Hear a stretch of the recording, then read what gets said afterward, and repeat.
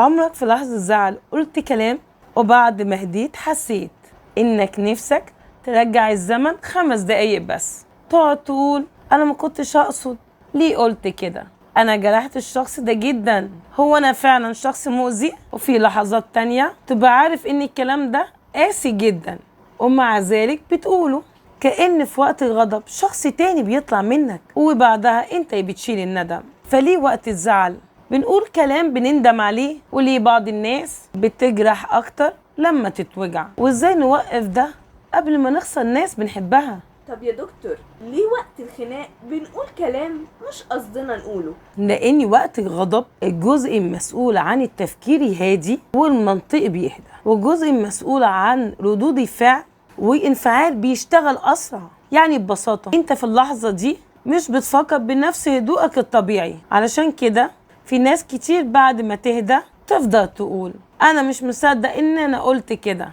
طب يا دكتور، ليه بنختار أكتر كلام يوجع؟ لأن وقت الألم بعض الناس بتحاول تنقل وجعها للطرف التاني، يعني عقل الداخلي بيقول أنا اتوجعت، لازم هو كمان يحس على دمه، وده بيخلي الشخص بيستخدم أسرار ونقط ضعف أو كلام يعرف إني مؤلم جدا. طب يا دكتور، ليه في ناس بتقول حاجات قديمة جدا وقت الخناق؟ لأن المشاكل القديمة اللي ما اتحلتش بتفضل متخزنة، وأول خناقة جديدة بتفتح الأدراج القديمة كلها، فتلاقي خناقة على موقف صغير جدا اتحولت لملفات من 3 سنين فاتوا.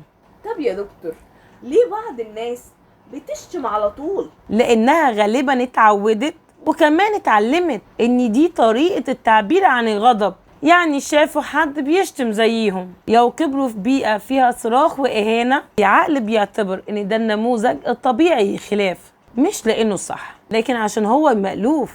طب يا دكتور، ليه أنا بستخدم الكلام الجارح كدفاع؟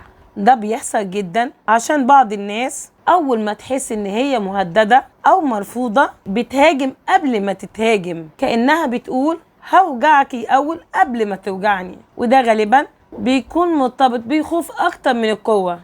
طب يا دكتور، أعمل إيه وقت الغضب؟ لو حسيت نفسك قربت تقول كلام هتندم عليه، اسكت مؤقتا واطلب وقت تهدى فيه، قول أنا متعصب جدا دلوقتي ومحتاج أهدى عشان ما أقولش كلام أندم عليه.